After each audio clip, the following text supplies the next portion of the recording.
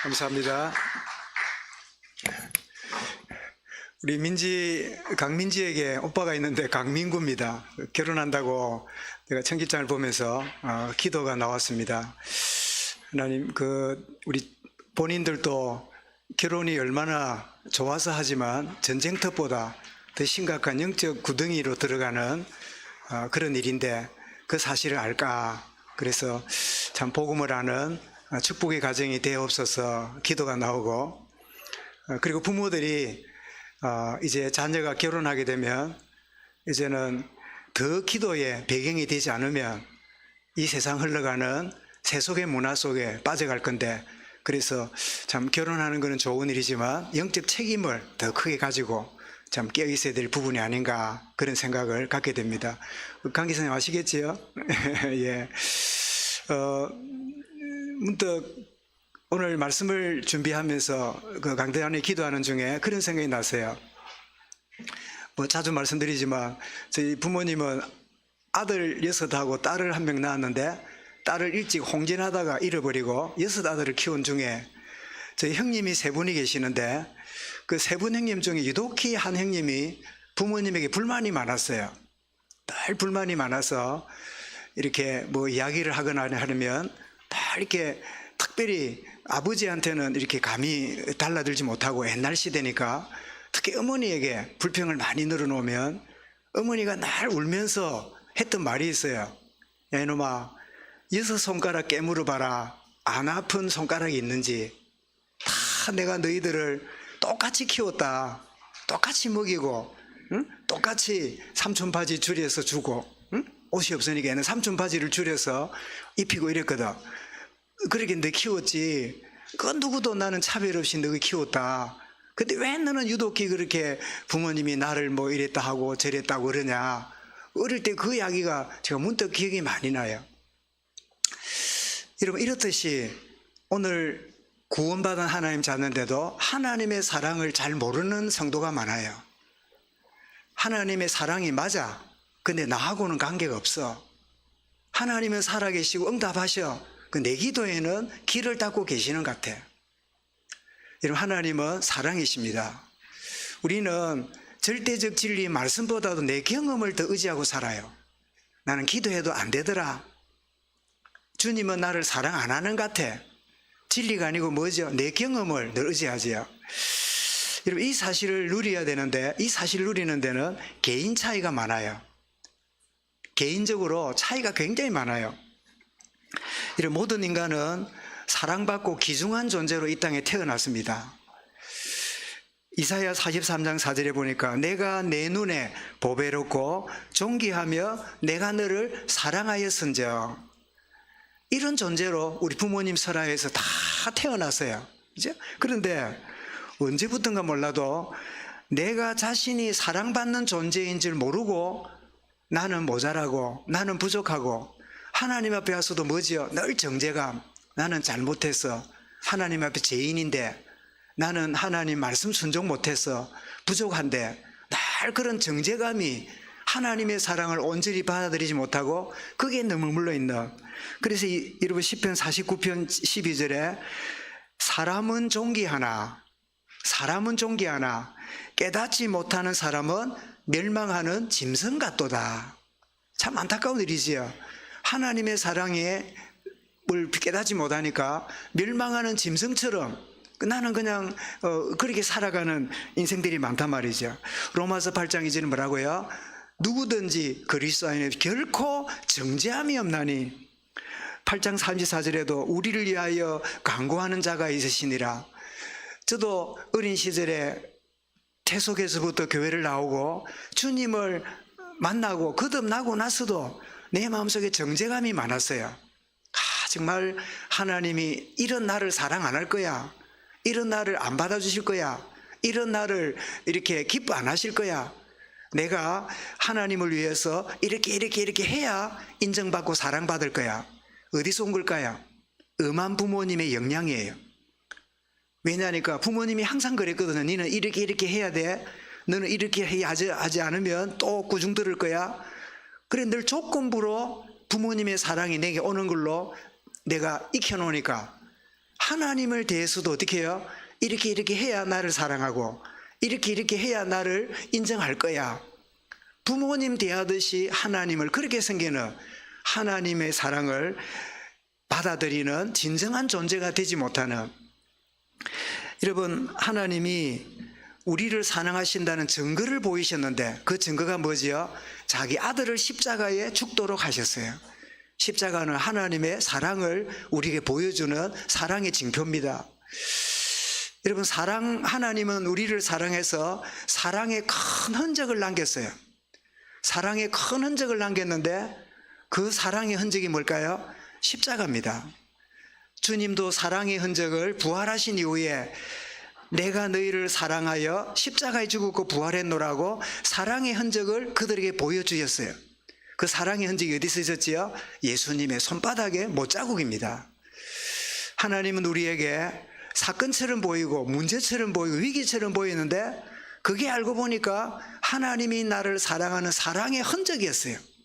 그때는 고난인 줄 알았고 그게 아픔인 줄 알았는데 그게 하나님이 나를 사랑하는 사랑의 흔적이다. 그러면 여러분, 상처가 아니라 뭐죠? 그게 간증거리로 바뀌는 거예요.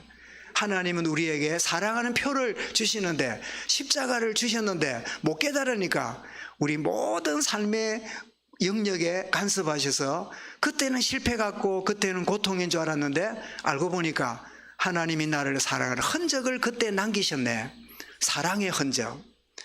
하나님은 우리에게 뭘 주신다고요? 하나님의 사랑의 흔적을 우리에게 주시는데 그걸 우리는 상처라고 부르지만 하나님은 깨달으면 하나님 주신 은혜의 증거니라, 너희에게 간증거리라. 하나님은 우리에게 상처를 주시지 않고 우리에게 뭘 주시지요? 사랑의 흔적을 주시지요. 한번 따라합시다. 하나님은 나에게 상처를 주시는 게 아니라 사랑의 흔적을 주셨다. 아멘. 저는 지난 주간에 하나님이 사랑의 흔적을 내게 남기셨는데 그거를 나는 실패라고, 그걸 아픔이라고, 부끄러움이라고, 남이 알까봐 적당하게 둘러대는 변명거리로 생각했는데 알고 보니까 뭐예요? 사랑의 흔적이다. 하나님이 나를 사랑하는 표시로 내게 주신 건데 이거를 내가 모르니까 상처라고 생각하고 나의 약점이라 생각하고 나의 부끄러움이라 생각하고 주저하고 내가 살았구나. 한번 따라합시다. 하나님은 나에게 사랑의 흔적을 많이 주셨다. 요즘 우리 지교회 왔다 갔다 할 때 우리 박사님 이렇게 오고 가시면 인생 스토리를 많이 들으면서 참 그래서 제가 깨닫는 게 참 많습니다. 참 70평생 사시면서 이런 경험 저런 경험. 그런데 제가 그 아래 말씀드렸지만 어제 오메 가면서 공통적인 말씀이 있어요. 목사님, 나는 막 재벌도 있고 막 친구들 중에 막 성공한 사람 막 대단한 데 있지만 아무도 부르지 않고 자기는 너무 행복하대요. 갈 때도 그러시고 올 때도 그러시고. 그래서 제가 신명기 33장 29절을 찾아가지고 박사님, 이 말이 성경에 있습니다. 이스라엘아, 너는 행복자로다. 그리고 왜 행복한가 들어보니까 하나님이 나와 함께 하신대요. 그 나는 이야, 장로 수준이다. 우리 막 오래 믿은 사람도 막 주님 어디 계시냐 하고 막 버벅거리고 이러는데 행복하대요. 왜요? 주님이 나와 늘 함께 하시니까 행복하대요. 부러운 게 없대요. 내가 목사지만 너무 부끄러웠습니다. 그래, 하나님 이 믿음이 변치 않도록 인도하여 주옵소서. 그래서 저는 요즘 와서 하나님 70대도 제자가 일어나네요. 70대는 안 된다고 했는데 일어나네요. 여러분, 70 넘은 분도 마찬가지고 안 된 분도 나는 제자로 충분히 준비되어 있다, 그런 확신을 갖고 승리할 수 있기 바랍니다. 이 요한복음 3장 16절에 뭐라고요? 하나님이 세상을 이처럼 사랑하사 누구를요? 독생자를 주셨으니 하나밖에 없는 이는 저를 믿는 자 멸망치 않고 영생을 얻게 하려 하심이라. 하나님의 사랑의 흔적을 십자가를 통해 보여주셨지요. 그래서 사바냐 3장 17절에 뭐라고요? 너희 하나님 여호와가 너희의 가운데 계시니 그는 구원을 베푸실 전능자시라. 그가 너로 말미암아 기쁨을 이기지 못하시며 너를 잠잠히 사랑하시며 너로 말미암아 즐거이 부르며 기뻐하시리로다. 이게 하나님이 우리의 모습과 전혀 상관없이 자기 아들의 피로 우리를 구원하시고 우리로 인하여 뭐 한다고요? 기뻐하며 즐거워하시리로다. 여러분, 아이가 여러분 자라날 때 뭐 돌 전후되고 이렇게 할 때 막 애가 막 해작을 치고, 어떤 때는 초코파이를 온 방바닥 칠해놓고, 어떤 때는 짜장을 줬더니 막 짜장을 먹는 게 아니라 막 엉덩이다 칠해놓고 온 그러지만 그게 어떻게 해요? 그게 사랑스러워요. 민구가 장가간다지 뭐 그때 생각이 나지요. 예? 그렇게 지내는 모든 게 사랑스러워요. 그게 하나님 마음입니다. 내가 칠했으니까 얻어맞을 거야. 내가 제대로 이렇게 대소변을 못 봤으니까 구중 들을 거야. 그런 애는 정신병 걸린 아이라. 모든 것을 기뻐하고 즐거워하는, 심지어 그 기저귀에다가 노란 걸 이렇게 쏟아내면 어쩝니까? 아이고 많이 쌌네. 이봐라, 노란 똥을 쌌네. 아니, 똥이래, 미안한데 말랐으니까. 똥 사는 것도 좋아가지고 아이고 노란 땅 샀다고 검은 똥 안 사고 이러면서 기뻐하고 즐거워하던 우리 시절의 아이들을 키우던 그 기쁨이 하나님이 우리를 기뻐하는 기쁨과는 비교가 안 돼요. 여러분, 하나님은 사랑이십니다. 그런데 이 사실을 알지 못하게 왜곡되어 있는 많은 것들이 내 안에 계신 성령님이 계셔서 깨닫게 하시고 생각나게 하시고 우리의 생각을 고쳐가시는 축복의 은혜가 저와 여러분에게 주어지고 있습니다. 오늘 예배하는 가운데 이 축복이 다 회복되기를 주의 이름으로 축원합니다. 이런 서대반의 순교 때문에 환난을 겪고 그 재밌던 예루살렘 교회가 다 흩어집니다. 그런데 그들은 위험해서 흩어졌지만 그들이 할 일은 뭐지요? 복음을 전하는 거지요. 그래서 환난도 말씀 성취의 과정임을 우리가 보게 됩니다. 여러분의 위기가 있고 문제가 옵니까? 결코 복음의 말씀은 막히지 않습니다. 이를 통해서도 하나님이 복음이 증거되게 하신다. 그게 믿어져야 되는데요. 자, 그런들 중에도 이렇게 환난받고 큰 어려움이 있는데도 틀을 깨지 못하는 사람들의 모습을 또 여기서도 보게 됩니다. 이들은 흩어져 가지고 오늘 여러분 19절에 보니까 누구한테 간다고요? 그때 서대반의 일로 일어난 환난으로 말미암아 흩어진 자들이 베니게는 바닷가 큰 도시입니다. 또 그 다음에 구브로는 지중해에 있는 섬 지역입니다. 그리고 안디옥은 로마, 북아프리카에 있던 알렉산드리아, 그리고 안디옥이 될 만큼 로마 시대의 3대 도시가 되는 큰 도시였어요. 그런 도시에까지 갔는데 가서는 누구한테만 전했다고요? 유대인에게만 말씀을 전하니, 유대인에게만. 다 이상하다. 우리 그 모 집사는 딱 오면 큰 서집사고만 이야기해. 딱 누구는 보면 밥을 먹어도 딱 누구하고 말할 때도 그렇고 차 마실 때도. 여러분 뭐 친하다 보니 그럴 수 있지요. 그렇지만 누구에게만 이게 뭐죠? 털에 있는 거예요. 내 좋아하는 사람, 나를 알아주는 사람, 내가 편한 사람, 내가 대하기가 여유가 있는 사람. 그렇게 자신도 모르게 어떤 틀 속에 있는, 흩어져서 복음을 전하는데도 누구한테만요? 유대인에게만 전하는 이런 사람들을 보게 됩니다. 그래서 그들은 아직도 유대 사상, 선민의식과 율법적 개념 등에 아직도 매여 있음을 보게 됩니다. 갈라디아 1장 14절에도 바울이 뭐라고요? 내가 유대교를 지나치게 믿고 조상들의 유전에 열심히 있었으나 예수를 믿어도 여전히 지난날의 전통과 습관과 이런 것들에 매여 있는 모습을 보게 되죠. 자, 그런데 소수의 사람은 유대인에게만 간 게 아니라 누구에게도지요? 헬라인에게도 갑니다. 참, 여러분, 오늘 말씀의 제목이 예루살렘을 넘어 안디옥의 응답을 누리자. 이 말이 뭐죠? 유대인에게만이 아니라 헬라인에게도 가는, 틀을 깨뜨린 사람들의 이 응답을 누리자, 그 뜻입니다. 여러분 다시 말씀을 보십시오. 20절에 보니까 그 중에 유대인에게만 가서 말씀 전하는데, 그런데 그 중에 구브로는 조금 전에 여러분 보신 대로 지중해에 있는 섬 지역의 사람이지요. 그 다음에 구레네는 아프리카에 있는 이 흑인들인데, 이런 구레네 사람 하면 누구 생각납니까? 예수님의 십자가를 대신 지고 갔던 구레네 사람 시몬이 생각나죠? 이런 흑인입니다. 이런 몇 사람이 안디옥에 이르러 유대인, 헬라인, 유대인에게만 전하는 게 아니라 누구에게도죠? 헬라인에게도 전하니 누구에게만 아니고 누구에게도. 이게 여러분 별 말이 아닌 것 같아도 굉장히 중요한 의미입니다. 여러분 누구에게만의 여러분 틀 속에 있습니까? 누구에게도 틀을 깨뜨린 여러분의 신앙의 형태입니까? 그래서 그들에게 말하여 주 예수를 전파했는데 놀랍게도 누구에게만 전할 때는 특별한 게 보여지지 않은데 누구에게도 갔더니 21절에 무슨 일이 나죠? 주의 손이 그들과 함께 하심에 그들이 누굴까요? 유대인에게만 가는 사람일까요? 헬라인에게도 간 사람일까요? 우리 그런 분위기가 되지요.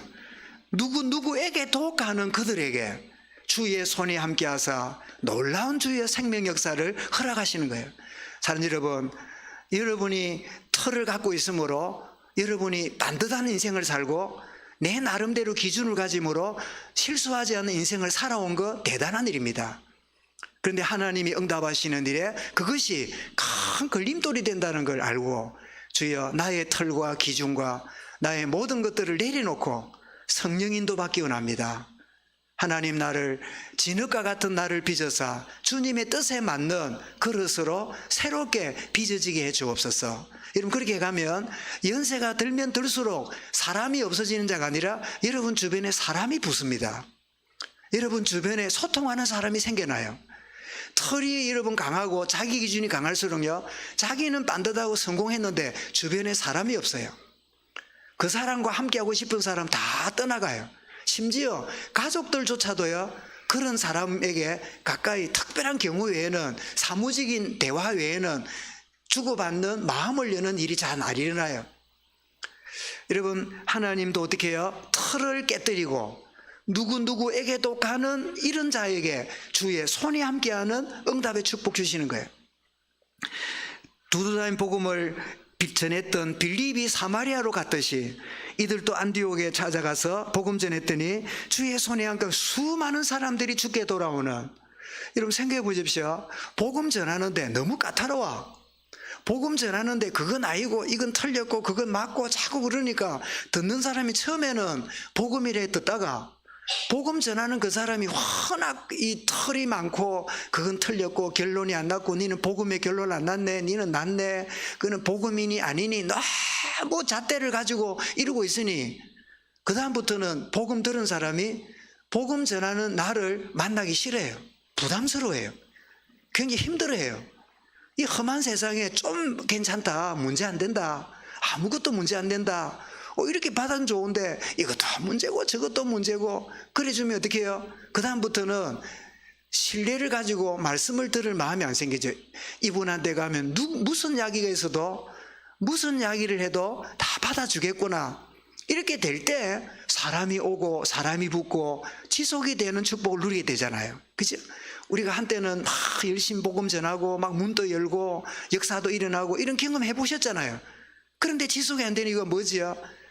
나도 모르게 틀을 갖고 너는 틀렸고 우리는 맞아, 다른 교회는 다 아니고 우리 교회만 최고야, 이런 것들이 뭐가 됐지요? 틀이 돼버렸어요. 이게 뭐가 됐지요? 우리도 모르는 훈장이 돼버렸어요. 우리도 모르게 자랑거리가 되었어요. 그리스도만 자랑해야 되는데 우리는 뭐가 자랑됐어요? 이 복음운동 하는 게 자랑거리가 됐어요. 그러다 보니까 이게 어떻습니까? 사람과의 관계가 제대로 안 되면서 골짜기가 파지면서 어느 날 보니까 우리끼리만 또 있는, 그래 너희끼리 잘 있어봐라, 이렇게 돼버리는, 소통할 줄 모르는 자리로 들어갔는데 그거는 저거 틀렸으니까, 저거 못 깨달았으니까, 잘못됐으니 그렇지, 결론 안 났으니 그렇지, 맞는데 주님 뭐라고요? 네 틀이 있기 때문이다. 네가 틀을 깨지 못하니까. 그래 너희들이 복음 전하고 너희들이 최선을 다하고 나도 안다. 그럴지라도 그 이야기는 너 입으로 하는 게 아니라 다른 사람들이 볼 때, 야, 저 사람들 진짜 복음 전한다, 이렇게 나와야지. 다른 사람들은 동의 안 하는데 네 혼자서 나는 달리기 잘해, 나는 막 달리기만 1등이야. 그래 1등 했다고 자세히 점검해 보니까 혼자 늘 뛰어. 혼자 뛰면 몇 등이에요? 늘 1등이라. 교인 씨 혼자 뛰면 1등 하겠지요? 혼자 뛰었으니까. 그죠? 1등이라고 하는데 여러 명이 아니라 혼자 뛰고 혼자. 우리가 잘못하면 이런 식으로 말하고 해요. 와, 나는 1등 먹었어. 야, 대단해. 다른 사람 어디서 운동했는데, 무슨 대회에 있는데, 그거는 몰라도 돼. 그 자세히 보니까 뭐예요? 혼자 뛰는 거야. 혼자 뛰어도 1등은 1등인데, 그거는 인정받지 못하는 1등이잖아요. 그죠? 여러분, 그때 예루살렘 교회가 바나바를 보내어서 그 교회를 돌보게 하는데 1년 동안 말씀을 전하는데 큰 역사가 일어났고, 여러분 이 바나바 보십시오. 이 바나바가 예루살렘 교회가 받아들이지 못했던 회심했던 사울을, 고향에 가서 칩거하고 있는 사울을 불러와가지고 같이 동력을 합니다. 여러분 틀이 깨어지면 하나님의 역사는 그때부터 보기 시작하는 거예요.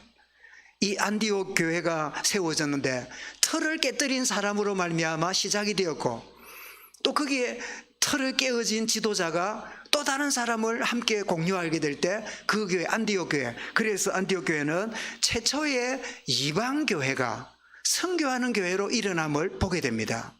최초의 이방 교회 안디옥 교회가 세워지는데 자기 틀, 자기만의 개념을 깨뜨린 결과로 하나님이 안디옥의 응답을 허락하셨어요. 사랑하는 여러분, 예루살렘에 머물지 말고 안디옥의 축복을 누리시기 바랍니다. 누구에게만 가는 예루살렘의 그 자리에 머무르지 말고 누구에게도 가는 안디옥의 응답이 하나님 준비해 놓으셨어요. 어느 순간에 보게 된다고요? 내 틀을 내려놓고 깨뜨려지는 순간에 보게 된단 말이죠. 그래서 여러분 한계를 넘을 때 새로운 응답을 보기 시작하는데, 여러분 가진 한계, 틀이나 자기 기준은 하나님의 역사가 있어도 그 역사를 못 보게 합니다. 마태복음 7장 5절에 보니까 들보라 그랬어요. 네 눈에 들보가 있으면 다른 거를 보지 못한다. 네 들보를 빼고 보라 그랬어요. 눈에 있는 들보를 가지고 보니까, 내 기준으로 보니까 남편은 늘 틀렸어요. 내 아내는 늘 모자라요. 우리 아이는 세상에 어리석어 보여요. 그런 기준으로 보니까 모든 게 반듯하게 보이니 아무것도 없어요. 그런 자리에 들어가면서 하나님의 역사를 보지 못하게 하는, 여러분 틀이 깨어진 만큼 하나님의 새로운 역사를 보기 시작하는데, 고린도 교회도 틀이 많았어요. 그래서 바울이 고린도서 6장에서 이렇게 말합니다. 11절부터 보면 고린도인들이여 너희를 향하여 우리의 입이 열리고 우리 마음이 넓어졌으니, 이게 무슨 말이죠? 내 마음의 틀을 깨뜨리고 너희들을 대한다 이 말이잖아요. 기준과 틀을 가지고 고린도 교회를 보니까 다 치리해야 돼요. 그래서 마음을 넓혔으니 13절에 이렇게 말합니다. 내가 자녀에게 말하듯 하노니 보답하는 것으로 너희도 마음을 넓히라. 이 말이 뭐지요? 밴댕이 같은 속을 갖고 있지 말고 마음의 틀을 깨뜨리고 모든 것을 진리 문제 아니면 다 받아들여라. 내가 너희들을 향하여 마음이 열렸으니 너희도 마음을 넓게 해라. 이렇게 말씀하고 있습니다. 그래서 하나님은 이 틀이 좀처럼 안 깨어지니까 이 틀 깨는 작업을 하는 게, 그게 뭐냐? 그게 고난이에요. 틀 깨는 작업하는 게 뭐지요? 그게 위기예요. 틀 깨는 작업하는 게 뭐지요? 내 심각한 내 인생 문제 봉착을 경험하는데, 이게 알고 보니까 하나님이 내 틀을 깨뜨리는 시간표 속으로 나를 들이셨구나를 알게 됩니다. 여러분 요나 1장 1절부터 3절에 저 니느웨에 가서 복음 전해라 이랬더니, 선지자 요나가 틀을 갖고 있는데 무슨 틀이죠? 선민의식. 저 니느웨는 멸망해야지 구원받을 나라가 아니라, 그래서 동쪽으로 안 가고 어디로 가죠? 서쪽으로 가려고 했더니 마침 배가 있어요. 마침 배가 있어요. 기가 차지요. 그 패들을 타고 갔어요. 갔더니 무슨 일 나래요? 큰 풍랑을 만나게 되고 다 죽게 생겼는데 제비 뽑았는데 누가 걸리지요? 요나가 걸리고, 문제 해결이 어떻게 하죠? 자기를 바다에 던짐으로 바다가 잠잠해졌어요. 그래서 깊은 바다 속에 들어가고 큰 풍랑을 만나고 이 모든 것들을 고난을 당하고 고통을 당하고, 아마 자다가도 나중에 꿈을 꿀 만큼 그런 얼마나 인생 위기를 만났겠습니까? 그런데 이 모든 게 다 뭐죠? 다 하나님의 은혜라.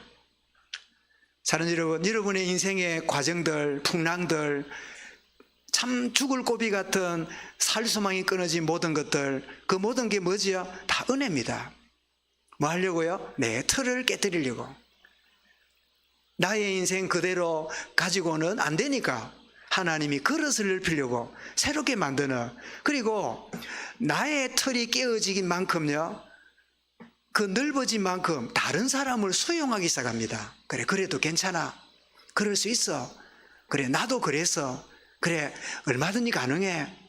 여러분, 내 틀이 깨어진 사람은 다른 사람을 수용하기 시작하게 되고 다른 사람을 이해하기 시작합니다. 그러면 어떻게 해요? 그걸 우리는 전도의 문이라 그러고, 그걸 보고 뭐라 그래요? 상담이라 그러고, 그걸 보고 뭐라 그래? 대화라 그러고, 그걸 보고 뭐라 그래? 교제라 그러지요. 하나님이 우리 가진 것들을 깨뜨리게 하려고 상을 주시는데, 그 모든 게 알고 보니까 나를 나답게 만들려고, 나를 응답의 도구로 쓰시려고 하나님이 은혜로 나를 그렇게 이끌어 주셨구나. 찬송 중에 있지요. 모든 것이 다 주의 은혜라. 주의 은혜입니다. 아멘. 이때 아멘 하라고 문제 아멘 할 겁니까? 교훈시 아멘 했어요? 네, 아멘. 하나님의 은혜라. 그래서 여러분 시편 119편 71절에 고난당한 것이 내게 유익이라. 고난당한 것이 뭐라고요? 내게 유익이라. 이로 말미암아 주의 율례를 배우게 되었나이다. 여러분, 고난당한 그때는 죽고 싶고 왜 그런가 싶고 하나님이 원망스럽고 하나님이 안 계신 것 같고 별의별 생각이 다 나죠. 근데 지나고 보니까 하나님이 내게 유익해서 내게 주신 거네. 하나님이 살아계시고 하나님은 좋으신 분이고 하나님은 사랑이시네. 여러분, 우리는 하나님이 사랑이다 이러면 하나님은 항상 어느 쪽만 해야 사랑이라 생각하는 것 같아요. 좋은 일, 상다는 일, 막 바라는 대로 되는 거, 원하는 대로 되는 거, 원하는 것보다 더 넘치게 되는 거. 복권을 하나 샀더니 당장 1등이 걸리고 복권만 사면 막 걸리고 막 사기가 무서운 이런 쪽에 뭐라고요? 그걸 하나님의 사랑이라 생각해요. 근데 뭐 이상하게 문제가 오고 생각지도 않게 막 위기가 오고 막 가정적으로 막 자녀에게, 우리 가족에게 아픔도 찾아오고 막 이러면 하나님의 사랑이 아니라 생각해. 그런 특징이 우리한테 있잖아요.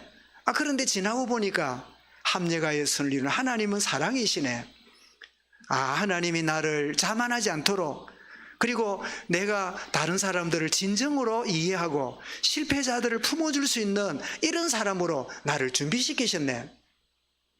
이런 깨달음을 우리가 알게 되니까 고난당하는 것이 뭐라고요? 내게 큰 유익이라. 여러분, 결론입니다. 어떻게 예루살렘을 넘어서 안디옥 응답을 누구에게만이 아니라 누구에게도 하는 응답을 누릴 수 있을까요? 여러분, 시편 119편 32절을 보면 주께서 내 마음을 넓히시면, 누가 내 마음을 넓힌다고요? 나의 주인 되시는 주님이 내 마음을 넓히셔야 돼요. 십자가로 옛사람이 죽고 옛사람에서 노임을 받을 것이다가 아니라 받았습니다. 아멘. 십자가로 나의 옛사람이 끝이 났어요. 이걸 여러분 진정으로 알고 주장하는 겁니다. 로마서 8장 2절에 죄와 사망의 법에서 너희를 뭐라고요? 해방하였습니다. 마태일 11장 29절에 28절에 다 내게 오라 쉬게 하리라. 그 29절에 뭐라고요? 내가 주는 짐은 가벼우니 너희가 마음에 힘을 얻으리라. 여러분, 마음에 힘이 있다는 말은 틀과 기준이 다 내려주는 거예요. 모든 것들을 내려놓게 되면 그때부터 마음의 힘이 오기 시작합니다. 어떻게 예루살렘을 넘어 안디옥 누린다고요? 십자가로 나의 옛사람이 끝이 났다. 이거를 아는 거예요. 더 나가서 시편 82가 아니고 81편 10절에 보면 나는 너를 애굽 땅에서 인도하여 낸 여호와 하나님이니 내 입을 크게 열라 내가 채우리라. 여러분, 내 입을 크게 열라 내가 채우리라. 이 말은 많이 들었지요? 앞에 그 부분이 있어요. 내가 애굽에서 너희를 건졌다. 이게 무슨 말입니까? 나를 묶고 있는 나의 애굽, 나를 묶고 있는 나만의 애굽이 있어요. 거기에서 주님이 어떻게 해요? 나를 벗어나게 했다는 깨달음입니다. 나는 늘 그래. 나는 그랬어. 나는 그런 사람이야가 아니라 그런 나의 애굽에서 주님은 벗어나게 하셨다. 그 틀에서 나를 벗어나게 하나님이 완성하셨다. 사실을 뭐하므로? 깨달음으로. 출애굽 2장 1절 5절에 나는 너희를 애굽 땅에 종되었던 종에서 건져낸 여호와라. 더 나가서 어떻게 응답을 누립니까? 이사야 54장 2절에 보니까 내 장막 털을 넓히며, 저는 이 말씀 읽으면서 뭐 그림 같아요. 뭐라고요? 내 장막 털을 그냥 굳게 하지 말고 넓히며, 우리 생각에 삶에 모든 걸 넓히라 그 말이죠. 그 다음에 뭐라고요? 이 말은 복음적인 적용하라 그 말입니다. 네 생각으로 하지 말고 복음적으로 적용해라. 더 나가서 줄을 길게 함으로, 이게 무슨 말입니까? 여러분, 지금 우리 집 지으면 이렇게 기둥이 있고 천정이 있고 이렇게 지붕을 올려가 이렇게 있는데 줄이 없잖아요. 그런데 이 시편을 고백하던 그 시대는 줄이 있어야 집이 서 있는 시대예요. 뭐지요? 천막을 쳤잖아요. 기둥을 세우고 천막을 한 다음에 바람에 안 날아가도록 여러 사방에 줄을 묶어야 되지요. 바닥에 이렇게 그 막대기를 꼽아가지고 줄을 어떻게 하라고? 줄을 길게 하고. 이 말이 뭐지요? 줄을 길게 한단 말은 집이 크단 말이에요.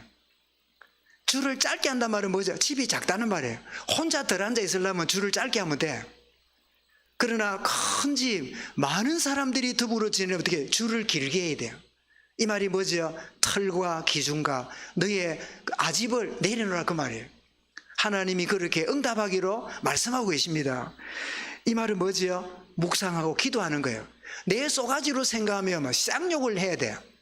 내 쏘가지로 생각 한 바가지 꺼려 커 보여야 돼요. 막 억울한 일을 당하면요, 막 그냥 분동화 나서 잠이 안 와야 돼. 그런데 그 시간이 묵상하고 기도가 되어지면 줄이 길게 되면서 그 실수하고 실패하는 아픔을 가져다 준 사람도 내가 품어서 내 가족으로 만드는, 나와 더불어 만드는 동력자로 만드는 길을 길게 하는 사람이 되는 거예요. 여러분, 예루살렘이 나를 안전하게 합니다. 나를 걱정 안 하게 합니다. 나를 남에게 인정받게 만듭니다. 그러나 하나님은 예루살렘을 넘어 안디옥의 응답을 보기를 원하십니다. 나의 털과 기준 속에 매여 있는 인생이 아니라 정말 장막의 털을 넓히고 줄을 길게 하고, 이미 십자가로 옛사람은 끝났고 나는 애굽의 털로부터 나를 해방받은 자다 되어지는 게 아니라 이미 내게 주셨는데 왜 안 될까요? 안 된다는 그 생각, 안 된다는 내 털, 안 된다는 내 기준, 그 경험을 복음보다 더 강하게 생각하기 때문이지요. 오늘 말씀의 제목만이라도 붙잡고, 그렇다, 유대인에게만 가는 인생이 아니라 헬라인에게도 가는 이런 응답의 축복을 보는 이 한 주간 나의 생애, 우리 온 교회, 우리 자녀들 되게 하여 주옵소서. 기도하겠습니다. 주님 감사합니다. 예루살렘을 넘어 안디옥의 응답을 보여주신 주님, 말씀으로 끝나지 아니하고 사실화되며 실제화되며 적용되어지는 축복의 진해 임마누엘 교회 모든 가족들, 모든 자녀들, 우리 모든 성도들 되게 하여 주옵소서. 주 예수 그리스도 이름으로 기도드리옵나이다.